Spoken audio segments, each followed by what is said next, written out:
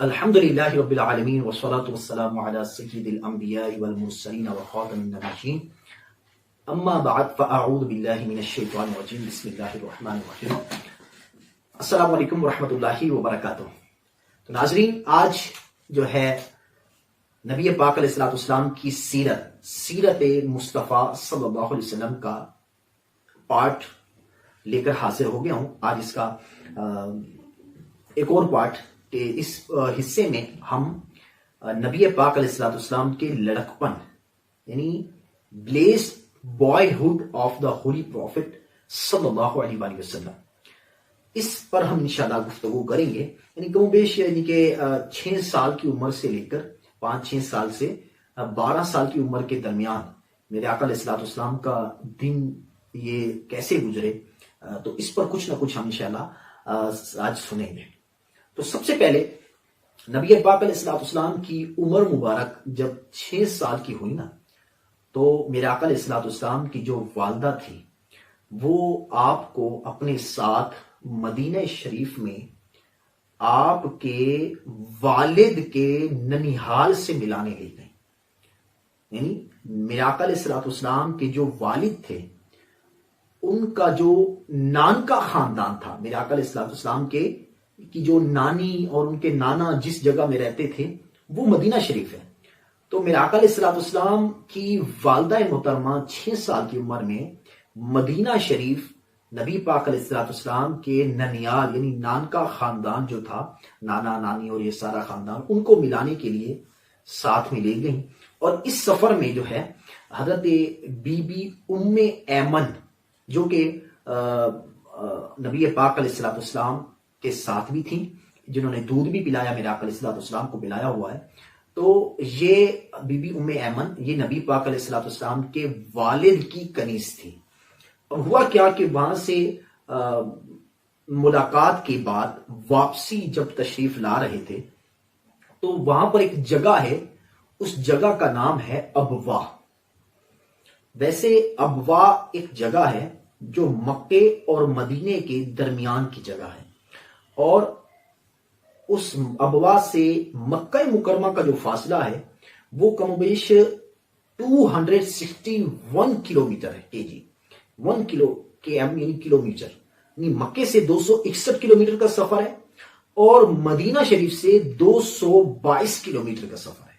یعنی یہ جو ابوا کی جگہ ہے وہاں پر ایک جنگ بھی ہوئی تھی تو لڑائی وغیرہ نہیں ہو پائی تھی، تو یہ اس جگہ پر جب پہنچے، یعنی میرے آقا علیہ الصلوۃ والسلام بھی آپ کی والدہ اور حضرت ام ایمن، تو جب یہ وہاں پر پہنچے تو اس جگہ پر میرے آقا علیہ الصلوۃ والسلام کی والدہ محترمہ کا انتقال ہو گیا، اور اسی جگہ پر ہی میرے آقا علیہ الصلوۃ والسلام کی والدہ کا کفن دفن کا انتظام ہوا، وہیں پر آپ کا مزار مبارک بنا۔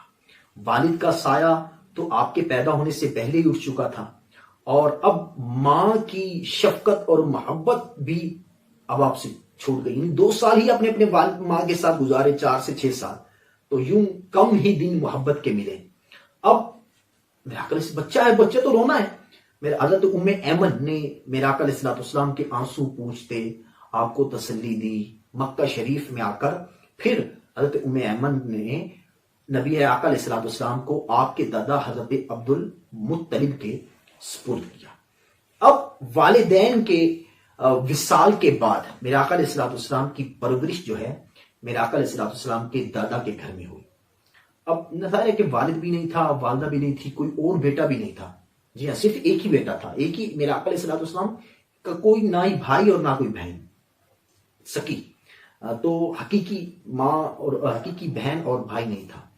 تو اب دادا جان کیونکہ میرے آقا علیہ الصلوۃ والسلام سے بڑی محبت کرتے تھے، اب پرورش کا نظام آپ کے دادا کے ہاں گیا۔ اب میرے آقا علیہ الصلوۃ والسلام کے دادا جناب حضرت عبد المطلب رضی اللہ تعالیٰ عنہ یہ مکے کے بہت بڑے سردار تھے، یعنی بڑے لیول کے، یعنی کہ بڑے لوگوں میں شمار ہوتا تھا۔ یہ میرے آقا علیہ الصلوۃ والسلام سے بڑی محبت فرماتے تھے، ہر وقت میرے آقا علیہ الصلوۃ والسلام کو اپنے ساتھ رکھتے، جہاں بھی بیٹھتے اپنے ساتھ ان کو بٹھاتے، تو جہاں بھی جاتے اس کو اپنے ساتھ میں رکھتے، کھانا کھاتے تو اس کو اپنے ساتھ میں بٹھاتے، کہیں بیٹھتے تو اس کو اپنے ساتھ بٹھاتے، رات کو بھی اپنے ساتھ ہی سلاتے تھے۔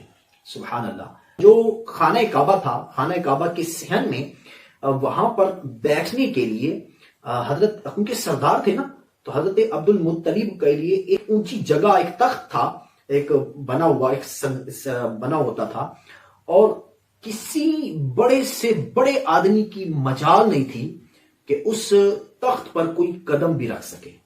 لیکن جب میرے آقا علیہ الصلوۃ والسلام تشریف لاتے تو بلا جھجک، ان کے 7-8 سال عمر تھی، 6-7-8 سال، تو بلا جھجک اپنے دادا جان کی اس جگہ پر بیٹھنے کے لیے خود ہی آگے بڑھ جاتے تھے. سبحان اللہ. اور کوئی روکنے والا بھی نہیں ہوتا تھا. اللہ اکبر. کیونکہ محبت فرماتے تھے. اور جب میرے آقا علیہ الصلوۃ والسلام کی عمر 8 سال کی ہوئی تو پھر آپ کے دادا حضرت عبد المطلب کا بھی وصال ہو گیا. پھر میرے آقا علیہ الصلوۃ والسلام کی پرورش آپ کے چچا جناب ابو طالب کے گھر میں ہوئی.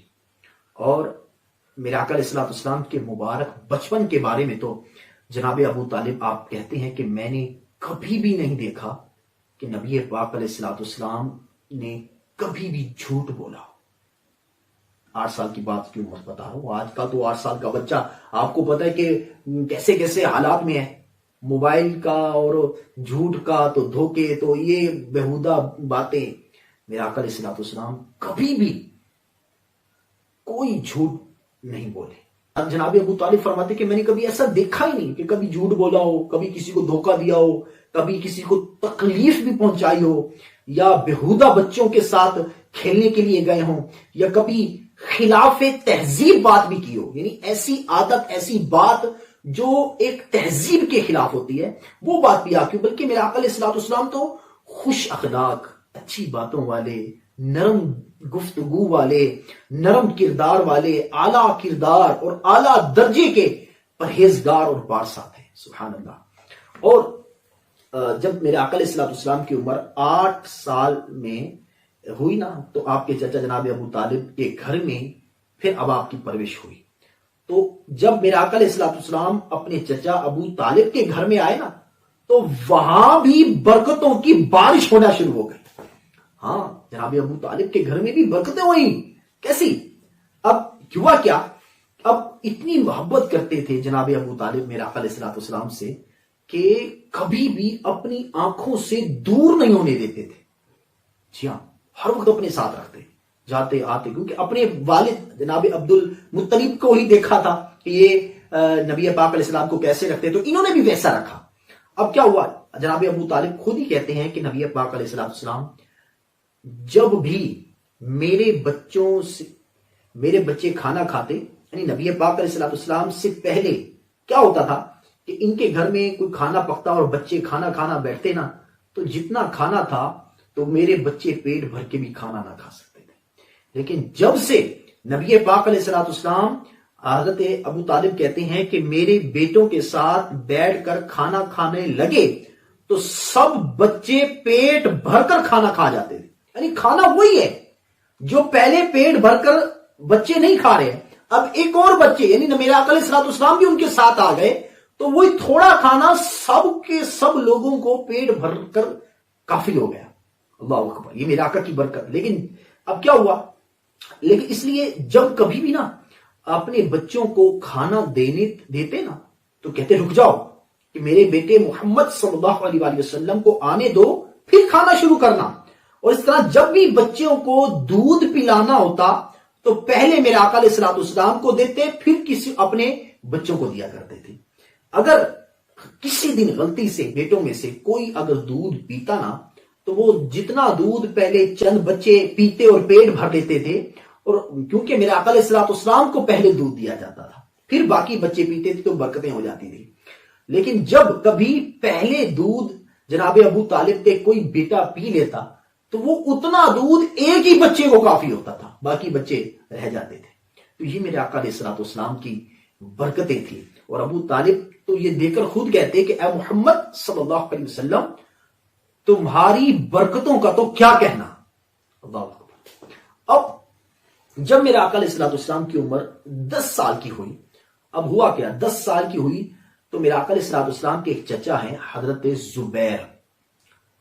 چچا زبیر کے ساتھ آپ پہلی بار ملک کے یمن کے سفر پر گئے۔ اب سفر پر جب گئے تو راستے میں ایک عجیب واقعہ ہوا کہ کسی جگہ نا ایک وادی ہے، اس جگہ پر پہاڑ تھا ایک، وہاں پر ایک اونٹ تھا اور وہ آنے جانے والے لوگوں کو بڑا ہی تنگ کرتا تھا، وہاں سے کسی کو گزرنا ہی نہیں دیتا۔ لیکن جب اس اونٹ نے میرے آقا علیہ الصلوۃ والسلام کو دیکھا نا تو چپ کر کے خاموش ہو کر بیٹھ گیا اور اپنا سینہ جو تھا وہ زمین پر رگڑنے لگا، یعنی ایک قسم سے جھومنے لگا میرے آقا کو دیکھ کر۔ اور میرے آقا علیہ الصلوۃ والسلام اپنے اونٹ سے اترے اور وہ جو اونٹ تھا جو کسی کو گزرنے نہیں دے رہا تھا، اس اونٹ پر بیٹھ گئے اور اس پہاڑ کو پار کیا اور اس اونٹ سے نیچے تشریف لیا۔ وہ سارے قافلے والوں کے لیے آسانی بن گئی۔ اور جب اس سفر سے واپس آئے تو دیکھا کہ اس جگہ، وہ جگہ جو ہے پانی سے بھری ہوئی تھی۔ تو میرے آقا علیہ الصلوۃ والسلام نے فرمایا تم میرے پیچھے آ جاؤ، قافلے والوں کو۔ تو آپ اس جگہ پر تشریف لے گئے اور سارے قریش میرے آقا علیہ الصلوۃ والسلام کے پیچھے چلنے لگے۔ تو اللہ تبارک و تعالیٰ نے پانی کو، جو پہلے وہ جگہ پانی سے بھری ہوئی تھی، اللہ تبارک و تعالیٰ نے وہ پانی خشک فرما دیا۔ اور جب لوگ مکے واپس آئے تو سب کو یہ واقعہ سنایا، جسے سن کر انہوں نے کہا کہ اس بچے کی تو شان ہی نرالی ہے، یہ تو کمال بچہ ہے۔ اللہ اکبر۔ اور جب میرے آقا علیہ الصلوۃ والسلام کی عمر مبارک 12 سال ہوئی، اللہ اکبر، تو اس وقت میرے آقا علیہ الصلوۃ والسلام اپنے چچا ابو طالب کے ساتھ ملک کے شام کی طرف پہلی بار سفر پر گئے۔ کون سے سفر پر؟ تجارت کے سفر پر، ٹریڈنگ۔ یعنی پہلا سفر تو آپ کا اپنے چچا کے ساتھ ویسے ہی تھا، دوسرا سفر تجارت کا سفر تھا، یعنی کچھ نہ کچھ بیچنے کے لیے ملک کے شام کی طرف آپ اپنے چچا کے ساتھ گئے۔ اور جب جا رہے تھے تو راستے میں شہر بصرہ آتا ہے، بصرہ، وہاں پر جب پہنچے تو وہاں کا ایک راہب تھا، بحیرہ راہب، اس کا اصل نام ہے برجیس۔ اس سے جب ملاقات ہوئی نا تو اس راہب نے میرے آقا علیہ الصلوۃ والسلام کے اندر نبوت کی نشانیاں دیکھ کر میرے آقا کو پہچان لیا کہ، اور میرے آقا کا ہاتھ پکڑ کر یہ اعلان کرنے لگا وہ راہب کہ یہ لڑکا تمام جہانوں کا سردار ہے، یہ لڑکا رب العالمین کا رسول ہے، اللہ کریم نے اس بچے کو رحمت للعالمین بنا کر بھیجا ہے، یہی وہ بچہ ہے جو اللہ پاک کا آخری نبی ہوگا۔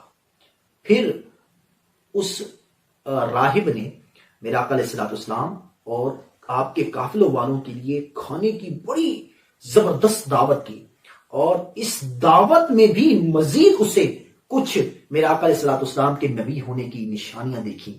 اور اس نے آپ کے چچا ابو طالب سے بھی کہا کہ اسے ملک شام میں نہ لے جانا، کیونکہ اگر شام کے لوگوں نے اس بچے کے اندر نبی ہونے کی نشانیاں دیکھ کر انہیں پہچان لیا نا تو وہ لوگ اسے قتل کرنے کی کوشش کریں گے۔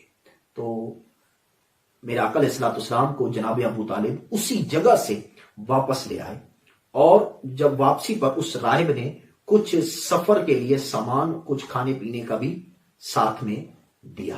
سبحان اللہ۔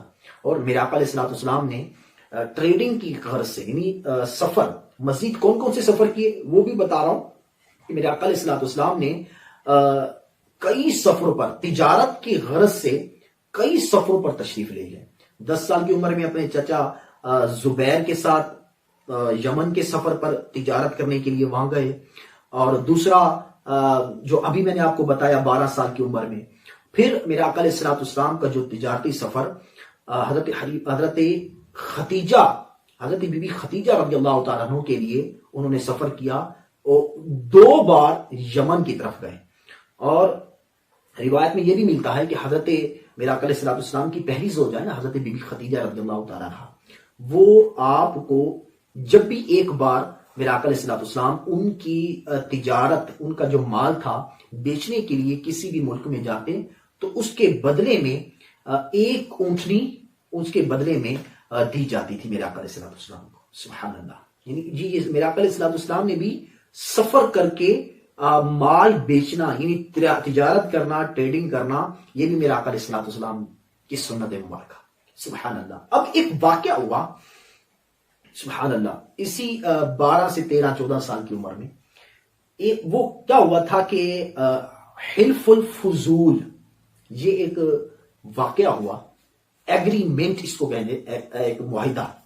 ہوا کیا کہ ایک آدمی تھا، وہ اپنا مال بیچنے، کیونکہ مکہ مکرمہ ایک بہت بڑا شہر تھا، کئی ملکوں سے لوگ، جیسے مکے سے لوگ کسی ملک میں سامان بیچنے کے لیے جاتے ہیں، تو وہاں کے لوگ بھی یہاں پر اپنا مال بیچنے کے لیے آتے ہیں.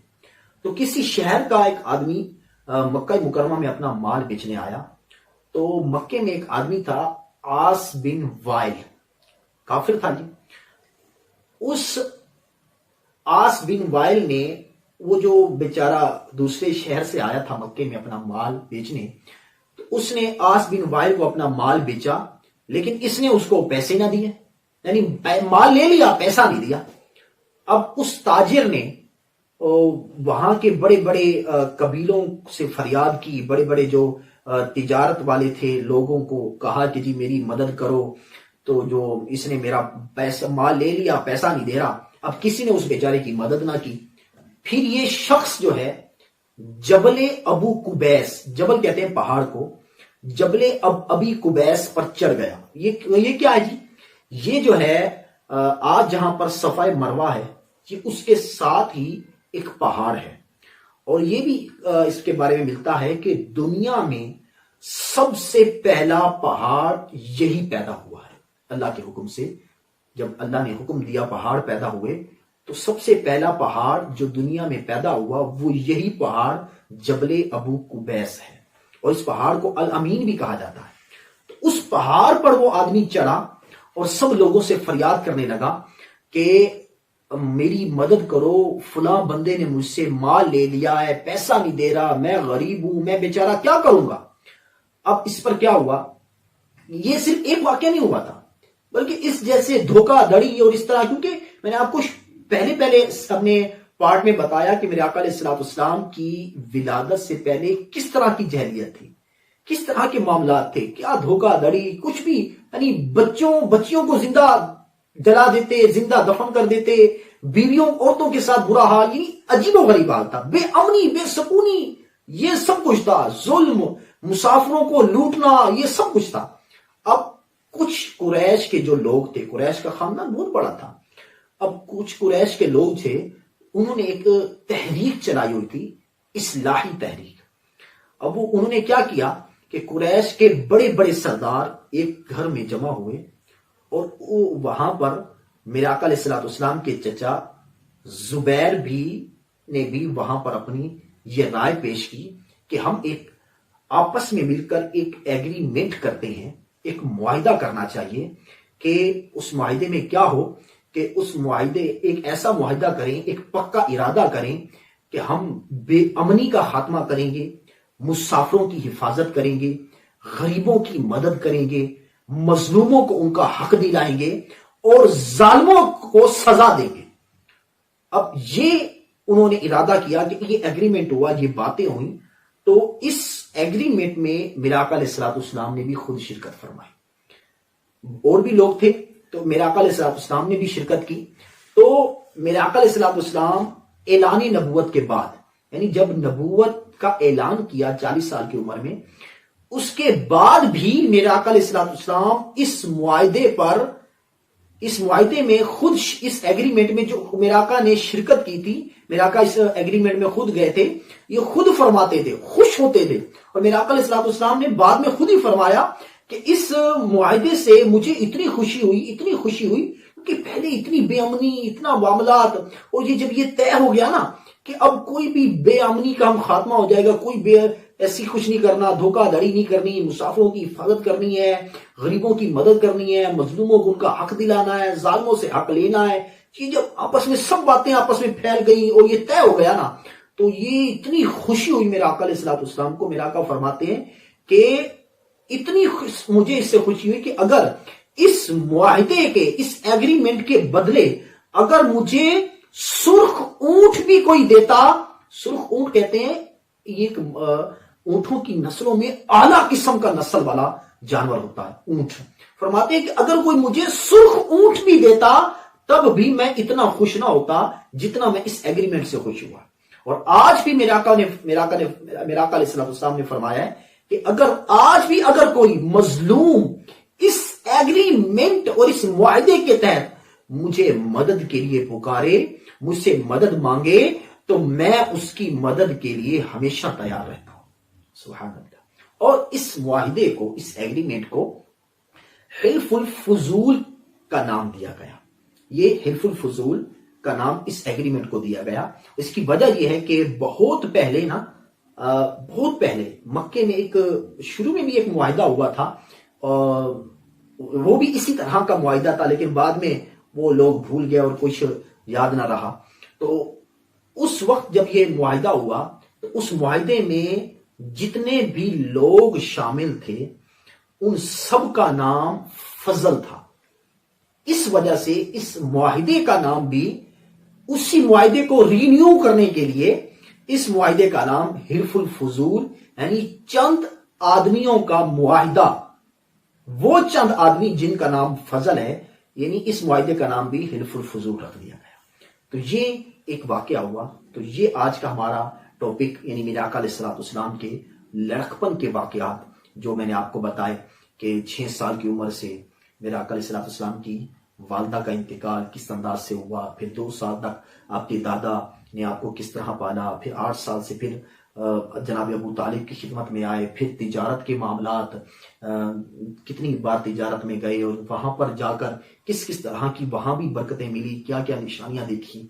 तो ये आज हमने इन बातों में डिस्कस किया। इंशाल्लाह आइंदा सिलसिले में नबी पाक अलैहिस्सलाम की जवानी, यानी blessed youth of the holy prophet सल्लल्लाहु अलैहि वसल्लम, यानी रसूलुल्लाह सल्लल्लाहु अलैहि वसल्लम की मुबारक जवानी के कुछ न कुछ वाकयात इंशाल्लाह हम डिस्कस करेंगे। और बता देता हूं कि दूसरा शाम का सफर मेरा आका अलैहिस्सलाम ने, जो कि हजरत बीबी खदीजा रदियल्लाहु तआला अन्हा के माल को लेकर आप गए थे, वो किस तरह का फिर हुआ। फिर हजरत बीबी खदीजा से आपने जो निकाह किया वो किस तरह के मामलात, फिर निकाह के बाद खाना काबा की तामीर हो रही थी, उसमें मेरे आका अलैहिस्सलाम ने किस तरह किरदार अपनाया। तो इस तरह की मजीद भी इंशाअल्लाह ताला हम बातें करेंगे अगले हमारे सेगमेंट में। तो तब तक के लिए हमें इजाजत दीजिए।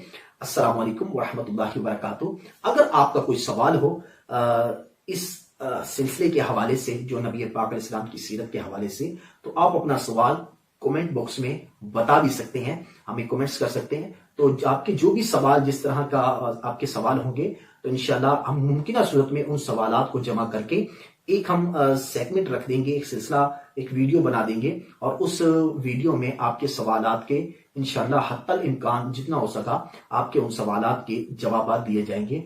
और वो आपके वो सवालात उन्हीं का जवाब देंगे जो मेरे आका अलैहिस्सलाम की सीरत के हवाले से आपका कोई अगर सवाल होगा, उसी सवाल को हम आपका उसमें जवाब देंगे। तो तब तक के लिए इजाजत दीजिए। अस्सलाम वालेकुम व रहमतुल्लाहि व बरकातुहू।